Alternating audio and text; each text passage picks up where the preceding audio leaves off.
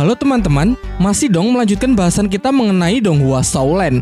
Jika kemarin kita sudah menyaksikan kehebohan para murid Akademi Sri Lanka dalam pertarungan arena roh melawan tim dari Akademi Tiando, di ulasan kali ini kita akan menyaksikan keseruan mereka yang justru datang ke Kaisaran Kerajaan Tiando itu sendiri dan akan menemui banyak orang yang jauh lebih kuat. Namun seperti biasa sebelum mulai saya akan kasih spoiler warning bagi kalian yang belum dan akan menyaksikan Donghua ini secara langsung karena konten kali ini pasti akan banyak mengandung spoiler. Baiklah, kalau kalian sudah siap, mari kita mulai.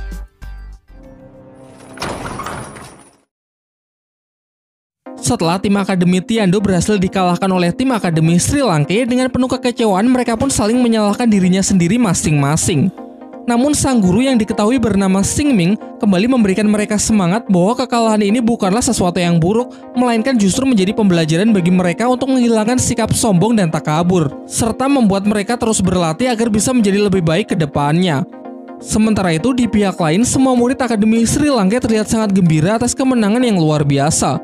Dengan ini, latihan tahap kedua telah berakhir karena setelah memenangkan pertarungan tersebut, masing-masing mereka sudah berhasil mendapatkan lencana perak. Di tengah pembicaraan, Xing Ming selaku guru dari tim Akademi Tiando tiba-tiba datang dan langsung memberikan hormat kepada Pak Kepala Akademi Flander. Dari sini pun terungkap bahwa Xing Ming ternyata merupakan alumni dari Akademi Sri Lanka, sehingga Flander dan Guru Zhou adalah mantan gurunya.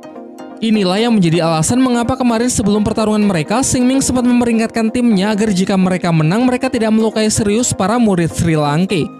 Namun siapa sangka malah timnya lah yang harus menerima kekalahan. Flander kemudian memperkenalkan Xing Ming kepada Master Xiao, yang merupakan guru baru di Akademi Sri Lanka. Akan tetapi ketika Xing Ming hendak memberikan hormat kepada Master Xiao sebagai guru baru Sri Lanka, Master Xiao justru menolaknya. Flander lalu menjelaskan kalau Master Xiao ini adalah paman dari salah satu murid Xing Ming yang bernama Yu Tianfeng, sehingga bisa dikatakan kedudukan mereka saat ini setara. Namun terlihat Master Xiao yang merasa sangat tidak nyaman saat Flander membahas hubungannya dengan klan naga tiran petir biru. Master Xiao justru mempertegas bahwa ia dan klan tersebut sudah tidak memiliki hubungan apapun. Selang waktu berjalan, para murid Sri Lanka diperintahkan untuk mengambil hadiah yang sudah dijanjikan penyelenggara pertarungan sebelumnya, sekaligus menukarkan poin mereka untuk mendapatkan lencana perak sebagai tanda kelulusan dari latihan tahap kedua. Setelah poin dihitung, ternyata Tangsen memperoleh poin tertinggi yaitu di kisaran 5.000-an. Sementara yang lain rata-rata hanya sekitar 2.000-an. Hal ini karena selain pertarungan tim dan pertarungan 1 lawan 1, ia juga mengikuti pertarungan 2 lawan 2. Dengan poin sebanyak itu, bisa dikatakan Tangsen merupakan top global dalam pertarungan arena roh di seluruh dataran Daoluo. Mereka lalu menerima lencana mereka masing-masing, dan hanya Tangsen lah yang satu-satunya memperoleh lencana emas, sedangkan teman-teman yang lain baru mendapatkan lencana perak. Sementara itu, kita diperlihatkan tim Akademi Tiando yang sempoyongan beranjak kembali ke penginapan. Tiba-tiba di tengah perjalanan mereka dihadang oleh Master Xiao yang mengatakan ingin mengajak Yu Tianfeng bicara empat mata, sehingga Yu Tianfeng menyuruh teman-temannya untuk pergi terlebih dahulu. Master Xiao memulai percakapan dengan memuji keponakannya tersebut yang telah bekerja keras hingga bisa mencapai level 39 di usianya sekarang. Kemudian ia menanyakan mengenai kabar ayah dan kakeknya. Tianfeng menjawab bahwa mereka baik-baik saja, namun kakek sudah semakin tua sehingga semua urusan klan diurus oleh ayahnya. Lalu ia meminta agar Master Xiao pulang ke kerajaan Tiando karena ayah dan kakeknya sebenarnya sangat merindukannya. Tetapi Master Xiao menolak hal itu. Ia mengatakan kalau itu mustahil karena hubungannya dengan klan naga sudah lama berakhir. Beralih membicarakan pertarungan hari ini, Tianfeng meminta maaf karena kekalahannya telah membuat malu klan naga tiran petir biru. Namun Master Xiao menjelaskan kalau Tianfeng sebenarnya bukan kalah melawan tim Sri Lanka, melainkan kalah melawan sikap angkuh dirinya sendiri, sehingga dengan mudah bisa masuk ke dalam jebakan yang dibuat oleh musuh. Sebelum pergi, ia berpesan agar Tianfeng menjadikan kekalahannya hari ini sebagai pelajaran berharga untuk terus berlatih menjadi Master Roh yang jauh lebih kuat. Scene lalu berpindah memperlihatkan Flander yang mentraktir makan malam guru Xing Ming dan para murid Sri Lanka. Semua berjalan menyenangkan sampai Master Xiao datang dan tiba-tiba mengatakan kalau ia akan menyerahkan semua murid Sri Lanka kepada kerajaan Tiando. Kemudian ia menjelaskannya lebih rinci, bahwa sebentar lagi akan ada turnamen terbesar bagi para Master Roh di dunia Daoluo. Sayangnya turnamen tersebut hanya boleh diikuti oleh para murid dari akademi resmi. Sedangkan sudah dijelaskan sebelumnya bahwa Akademi Sri Lanka bukanlah akademi resmi. Sehingga menurutnya akan jauh lebih baik jika para murid Sri Lanka bisa mengikuti turnamen tersebut di bawah naungan Akademi Tiando, mengingat Akademi Tiando memiliki 2 kuota untuk bisa berpartisipasi. Hal ini dirasa akan cukup menguntungkan kedua belah pihak karena para murid Sri Lanka akan punya kesempatan untuk mengembangkan potensi mereka, sementara kerajaan Tiandu juga akan diuntungkan dengan nama baik yang akan dibawa oleh para murid Sri Lanka. Keputusannya tersebut sempat mendapatkan tantangan dari Flander selaku Akademi Sri Lanka. Ia masih tidak rela kalau kerja kerasnya selama 20 tahun membangun akademi diserahkan kepada kerajaan Tiandu begitu saja. Namun setelah Master Xiao meyakinkannya kalau ini semua demi kebaikan para murid Akademi Sri Lanka, sehingga Flander sudah tidak bisa berkata apa-apa lagi. Melanjutkan kesepakatannya, Master Xiao lalu menyampaikan beberapa syarat yang harus dipenuhi oleh pihak Akademi Tiandu. Yang pertama, Akademi Tiandu harus menerima seluruh guru dari Akademi Sri Lanka dan semua latihan mereka hanya akan dilakukan oleh guru-guru dari Sri Lanka tersebut tanpa melibatkan pihak dari Akademi Tiandu. Di sini Flander yang nampaknya masih berat hati melepaskan para murid Sri Lanka memilih untuk keluar ruangan dan menyerahkan semua urusan tersebut kepada Master Xiao dan Guru Zhao. Mang Hojun kemudian menyusul untuk menemani dan sedikit menenangkannya. Ia mengibaratkan bahwa ini hanya akan seperti meminjam ayam untuk menetaskan telur. Singkat cerita, mereka semua akhirnya kembali pulang ke Akademi Sri Lanka. Master Xiao kemudian menjelaskan bahwa keberangkatan mereka menuju kerajaan Tiandu akan berlangsung 2 bulan lagi. Dan selama 2 bulan tersebut mereka akan dibebaskan dari latihan. Sebagian murid menghabiskan waktunya untuk liburan, sementara hari demi hari Tang San habiskan untuk membuat berbagai macam senjata rahasia yang nanti akan ia bagikan kepada teman-temannya. Singkat cerita 2 bulan telah berlalu. Sebelum berangkat, semua murid berkumpul untuk melihat senjata rahasia terbaru yang telah Tang San buat. Senjata tersebut ia beri nama Cakar Dewa Terbang. Memiliki 3 cakar besi yang sangat tajam, cengkeramannya cukup kuat untuk menghancurkan sebuah batu. Fitur yang lain bisa ia tembakkan dengan kawat sepanjang 30 meter berguna untuk serangan kejutan maupun meningkatkan mobilitas.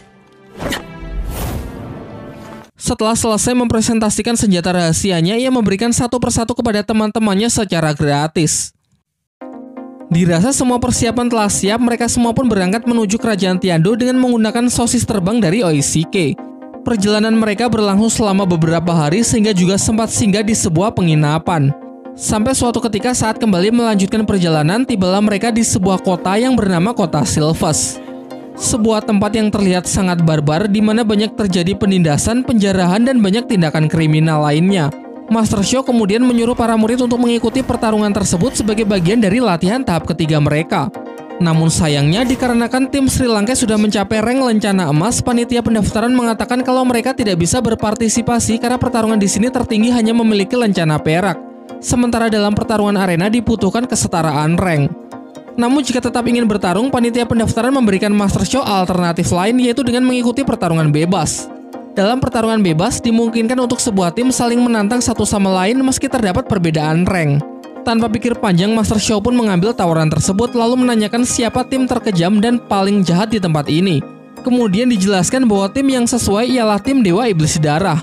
Tim yang tidak hanya kuat, mereka juga terkenal sangat kejam dan telah banyak melakukan kejahatan. Sejauh ini siapapun yang menjadi lawannya pasti akan mereka bunuh. Flander sempat melarang keras keputusan Master Xiao yang dinilai terlalu berlebihan. Ia khawatir kalau keselamatan para murid akan terancam jika berhadapan dengan tim Dewa Iblis, karena meski sudah mendapatkan lencana emas, faktanya hanya Tang San lah yang mendapatkannya. Namun lagi-lagi Master Xiao meyakinkan Flander bahwa ini menjadi latihan yang akan sangat berguna untuk melatih mental para murid Sri Lanka. Berita tentang tim pendatang yang menantang tim Dewa Iblis pun dengan cepat tersebar. Orang-orang berdatangan untuk memasang taruhan besar-besaran atas kekalahan tim Sri Lanka. Sementara Flander adalah satu-satunya orang yang bertaruh jika tim Sri Lanka akan menang, sehingga jelas hal itu menjadi bahan tertawaan semua orang. Sampai datang seorang pembisnis kaya yang juga mendukung Sri Lanka setelah melihat pertarungan mereka di arena Raw sebelumnya mengalahkan tim dari kerajaan Tiandu. Sementara itu, Master Xiao memberikan briefing kepada para muridnya sebelum mereka masuk ke dalam arena. Di pertarungan kali ini, ia mengizinkan para murid untuk menggunakan senjata rahasia dari Tang San. Ia menjelaskan bahwa ia sengaja memilih tim yang kejam yang banyak melakukan kejahatan sehingga tim Sri Lanka tak perlu merasa bersalah jika memang harus menyakiti mereka. Ia juga berpesan agar tidak menunjukkan belas kasihan, karena jika kalian sampai terdesak, maka kalian dipastikan akan mati. Singkat cerita, kedua tim telah memasuki arena. Dari teriakan para penonton terdengar bahwa tim Sri Lanka pasti akan mati mengenaskan. Hal ini membuat Flander semakin cemas, namun berbeda dengan Master Xiao yang nampak begitu tenang dan sangat yakin kalau pihak Tang San lah yang pasti akan menang.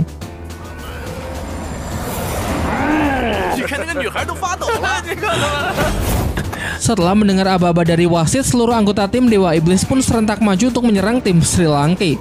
sementara tim Sri Lanka sudah bersiap dengan senjata rahasianya masing-masing.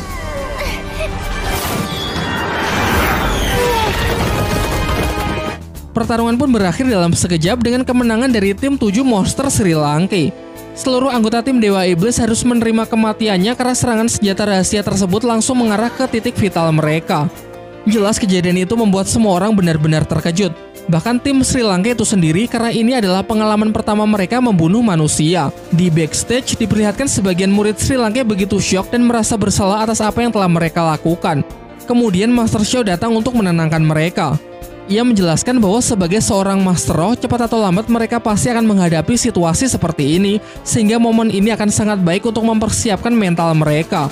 Lagi pula tim Dewa Iblis adalah tim yang sangat kejam, yang sudah banyak membunuh dan membuat banyak orang menderita sehingga tak perlu merasa bersalah karena mereka memang pantas mendapatkan hukuman. Master Xiao lalu menambahkan kalau sebagian hadiah dari kemenangan pertarungan ini rencananya akan ia sumbangkan ke keluarga korban dari kekejaman tim Dewa Iblis. Keesokan harinya, rombongan Sri Lanka pun akhirnya telah tiba di kerajaan Tiando. Namun begitu sampai di depan gerbang, mereka langsung mendapatkan sambutan yang kurang menyenangkan dari para murid Akademi Tiando. Secara baik-baik, Flander memperkenalkan diri dan rombongannya serta mengatakan tujuannya datang kemari adalah untuk memenuhi undangan dari Akademi Tiando dalam rangka pertukaran pelajar.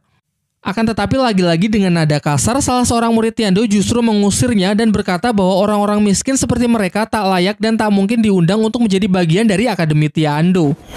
Dai Mumbai yang sangat kesal menghajar satu persatu anak-anak sombong itu untuk memberikan pelajaran sekaligus menunjukkan perbedaan kualitas di antara mereka. 但人数却占据着绝一堆垃圾，我不禁怀疑来者至少能够抵挡住才对。可现在这差不多可以了。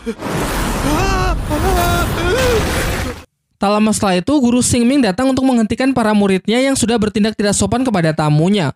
Ia lantas menghukum mereka untuk berlari mengelilingi lapangan 10 putaran, sementara ia akan mengantar rombongan Sri Lanka menuju gedung akademi untuk bertemu dengan para petinggi Akademi Tiando. Dalam perjalanan, Xingming menjelaskan mengenai fasilitas yang dimiliki oleh Akademi Tiando, yaitu meliputi berbagai tempat pelatihan yang dapat digunakan untuk memfasilitasi para murid dengan jenis kekuatan roh pelindung khusus agar mereka para murid mendapatkan hasil latihan secara optimal. Selain itu, ia juga menjelaskan mengenai jumlah siswa akademi yang memiliki lebih dari 500 siswa yang sebagian besar berasal dari keturunan bangsawan. Di akademi ini juga terdapat 3 kelas yang dikelompokkan berdasarkan sistem leveling. Siswa dengan level di bawah 25 berada di kelas 1, siswa dengan level 25-30 berada di kelas 2, sementara siswa dengan level di atas 30 akan menempati kelas 3. Ia menambahkan kalau anak-anak yang dihajar oleh Dai Mumbai di depan tadi adalah anak-anak yang berasal dari kelas 1. Sedangkan tim yang pernah tim Sri Lanka lawan di arena pertarungan roh beberapa bulan yang lalu merupakan siswa-siswa kelas 3. Para staf guru pun juga dikelompokkan berdasarkan sistem leveling. Master Roh dengan level 40-50 akan mengajar di kelas 1, level 50-60 mengajar di kelas 2, dan pemilik level lebih dari 60 akan mengajar di kelas 3. Di atas para guru yang sudah disebutkan, terdapat 3 guru paling senior yang sangat dihormati dan menjadi petinggi di Akademi Tiando. Setelah cukup jauh berjalan, akhirnya mereka pun sudah sampai di depan gedung akademi dan langsung mendapatkan sambutan ramah dari ketiga guru senior. Yang di tengah bernama Senji, level 86 dengan kekuatan roh pelindung iblis ke-8. Di sebelah kiri bernama Bai Bosan, level 83 dengan kekuatan roh pelindung tungku bintang. Dan yang paling kanan bernama Ziling, level 85 dengan kekuatan roh pelindung tipe pengendali tali akar hijau. Kemudian diajaklah rombongan Sri Lanka masuk untuk membicarakan lebih jauh mengenai kerjasama antar akademi yang akan segera dibangun. Kesepakatan kerjasama tersebut pun disambut dengan baik oleh ketiganya. Guru besar Senji pun mengungkapkan kekagumannya mengenai tim Akademi Sri Lanka yang mampu mengalahkan tim terbaik mereka. Ia memuji para murid yang menurutnya memiliki bakat yang sangat luar biasa. Ziling kemudian angkat bicara mengenai informasi yang ia dapat dari Xingming mengenai seorang murid tipe pengendali dari Akademi Sri Lanka yang menjadi kunci kemenangan mereka. Mendengar itu, Master Xiao lalu menyuruh Tang San maju untuk memperkenalkan dirinya. Namun tiba-tiba Ziling menarik Tang San kemudian menekannya di bawah kekuatan roh yang ia miliki. Di sini Ziling ternyata hanya ingin menguji sudah sejauh mana tingkat kekuatan roh yang dimiliki oleh Tang San. Ketika menyaksikan Tang San yang masih mampu bertahan, secara bertahap ia terus meningkatkan tekanannya untuk menyentuh batasan dari Tang San. Ia pun dibuat sangat kagum karena di bawah tekanan ini harusnya Tang San yang cuma berada di level 33 sudah mencapai batasnya. Akan tetapi terlihat ia masih sangat rileks dan mampu menahannya. Ziling pun terpacu untuk terus meningkatkan level tekanannya hingga saat mulai menyentuh level 40, roh pelindung Tangsan pun mulai memberontak. Yang kemudian diikuti oleh keluarnya tulang roh kaki laba-laba dari punggungnya yang sontak membuat ketiga guru senior tersebut sangat terkejut. Setelah pengujian itu, Master Shao kemudian justru berterima kasih kepada Ziling. Karena di bawah tekanannya yang begitu kuat membuat tulang roh di tubuh Tangsan kini bisa semakin menyatu dengan sempurna. Di dalam hati Tangsan menambahkan bahwa tidak hanya tulang rohnya, namun berdasarkan apa yang telah ia pelajari di Sekte Tang, tekanan tersebut juga mengakibatkan terbukanya ke-8 titik kekuatan di tubuhnya. Setelah menyaksikan hal itu, pihak Sri Lanka pun kembali mendapatkan banjir pujian. Senji mengatakan kalau ia akan memberikan fasilitas yang terbaik untuk mendukung kerjasama yang akan segera mereka jalankan. Namun di tengah pembicaraan, tiba-tiba datanglah seorang anggota bangsawan kerajaan Tiando lengkap dengan pasukan pribadinya yang langsung mengapung seisi ruangan. Ternyata keributan rombongan Sri Lanka di depan gerbang beberapa waktu yang lalu berbuntut panjang karena salah seorang murid yang dihajar oleh Dai Mubai merupakan pangeran keempat sekaligus keponakan dari anggota bangsawan tersebut. Dari belakang si bangsawan juga terlihat seorang master roh tingkat tinggi yang kehadirannya memberikan aura yang sangat mengerikan. Ialah Master Roh bergelar Douluo, pemilik kekuatan roh pelindung pengendali racun giok terkuat yang merupakan kakek dari Duguyan. Dengan sopan para guru senior memperkenalkan tamunya kepada si bangsawan, lalu menjelaskan mengenai kerjasama yang akan segera mereka jalin dengan pihak Akademi Tiando. Si bangsawan kemudian menjelaskan bahwa untuk merekrut seorang Master Roh menjadi bagian dari guru Akademi Tiando haruslah melewati sebuah ujian, yaitu bertarung melawan kakek Dugu. Jika para guru tidak sanggup, maka ia mempersilahkan mereka semua untuk segera pergi karena Akademi Tiando tidak menerima orang-orang lemah. Dai Mubai menjadi orang pertama yang bereaksi atas penghinaan tersebut. Namun apa daya karena perbedaan kekuatan mereka yang terpaut terlalu jauh.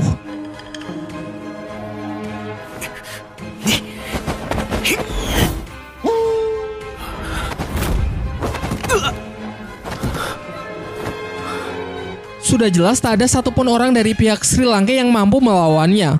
Ujian ini adalah bullshit karena si bangsawan sebenarnya hanya ingin mencari-cari alasan untuk mengusir mereka. Tentu hal ini juga membuat ketiga guru senior marah dan tidak terima. Karena meskipun seluruh pendanaan akademi diperoleh dari kerajaan, semua keputusan akademi harusnya tetap tidak bisa diintervensi oleh pihak manapun. Terlebih lagi menghina tamu mereka berarti juga menghina Akademi Tiando. Oleh karena itu, ketiganya pun serentak menyatakan akan bersedia mewakili Sri Lanka untuk melawan kakek Dugu.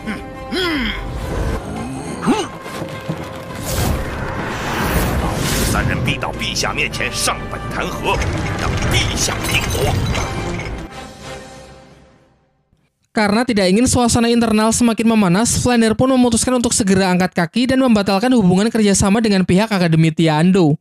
Dan setelah rombongan Sri Lanka keluar, Sing Ming pun juga mengatakan kalau ia ingin mengundurkan diri dari kursi pengajar karena menghina Akademi Sri Lanka berarti juga menghina dirinya, mengingat ia adalah alumni dari akademi tersebut.